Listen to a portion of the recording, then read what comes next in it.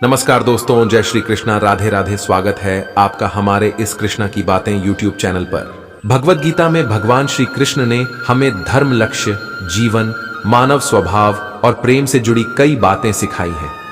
भगवत गीता में बहुत सारे महान संदेश उपलब्ध हैं। इसी धार्मिक पुस्तक में से भगवान श्री कृष्ण ने सफलता के कई महान रहस्य भी बताए हैं, जो उन लोगों के लिए बहुत जरूरी हैं जो अपने जीवन में सफलता प्राप्त करना चाहते हैं। तो आइए जानते हैं भगवत गीता से भगवान श्री कृष्ण द्वारा दिए गए उन अनमोल 12 संदेशों को जो उन्होंने महाभारत के युद्ध से पूर्व अर्जुन को दिए थे। नंबर 1, विफलता का मुख्य कारण क्रोध है। क्रोध हमारी सोचने समझने की शक्ति को नष्ट कर देता है। क्रोध में लिया गया निर्णय कभी भी उचित नहीं है। क्रोध हमारी बुद्धि में भटकाव पैदा करता है। अक्सर क्रोध के कारण हम गलत निर्णय ले लेते हैं, जिसके कारण कभी कभी हमारा सब कुछ नष्ट हो जाता है। क्रोध व्यक्ति के जीवन में सभी प्रकार की असफलताओं का मूल कारण है। लालच और वासना के अलावा क्रोध ऐसा तीसरा बड़ा कारण है जो हमें नर्क के द्वार की तरफ ले जाता है। क्रोध के कारण आप किसी का बुरा कर पाएं या न कर पाएं, पर आप अपना बुरा यकीनन कर लेते हैं। यदि आप अपने जीवन में सफलता प्राप्त करना चाहते हैं तो अपने मन को शांत रखते हुए क्रोध को दूर करने का प्रयास करना चाहिए। नंबर 2, वो करो जिससे मन शांत हो। भगवान कृष्ण कहते हैं, हे अर्जुन, निस्संदेह मन बेचैन है और संयम करना कठिन है, लेकिन यह किसी भी निरंतर जोरदार साधना द्वारा वश में है, जैसे ध्यान।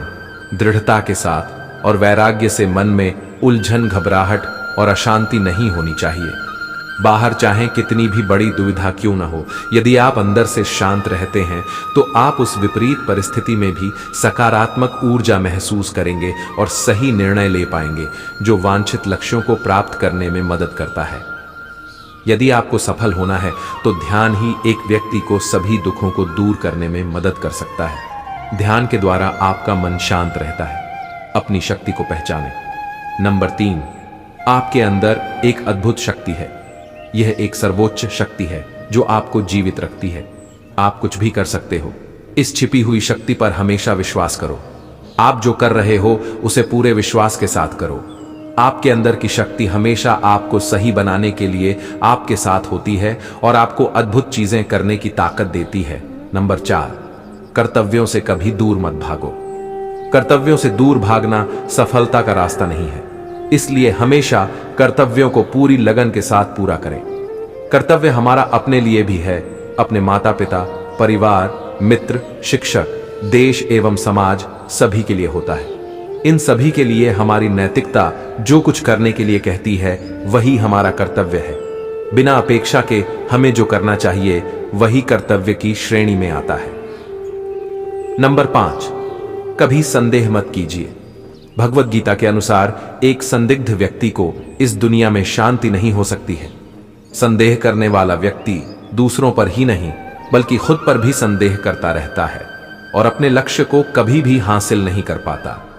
आप जो भी कर रहे हैं उसे पूरे विश्वास के साथ करने से ही आप सफल हो सकते हैं। यदि आपको यह संदेह है कि आप सफल होंगे या नहीं, तो आप अपनी ही सफलता पर संदेह कर रहे हैं। जहां संदेह होता है वहां विश्वास नहीं होता।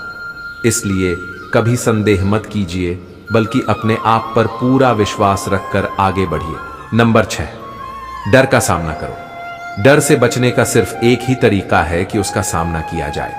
यदि आपके अंदर कुछ खोने का डर रहेगा तो आप कुछ भी बड़ा नहीं पा सकते। किसी भी समस्या का दृढ़ता से सामना करना चाहिए। यह अंदाजा लगाना मुश्किल नहीं है कि अगर कोई डर न हो तो जीवन कितना सुंदर होगा।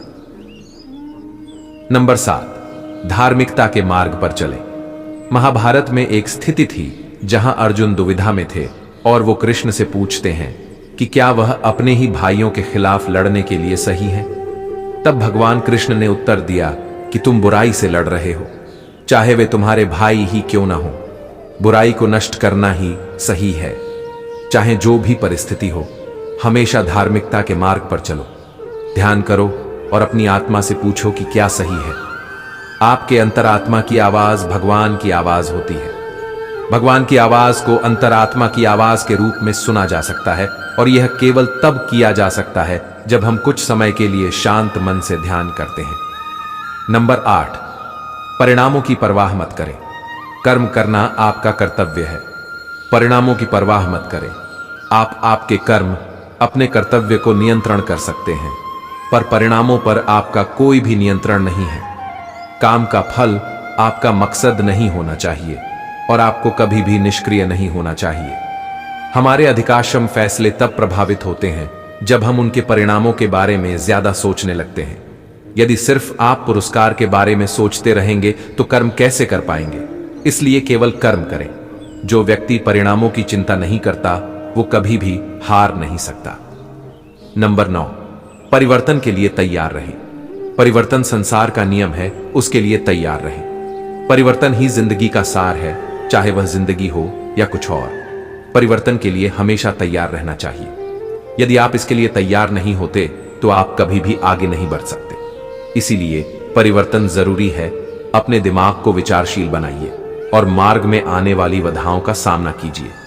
हमें यह जानना जरूरी है कि राहें कहां कहां तक जाएंगी तथा कहां तक ले जाना है, इसलिए हमेशा विचारशील बनकर रहिए। नंबर 10, हमेशा विनम्र रहें।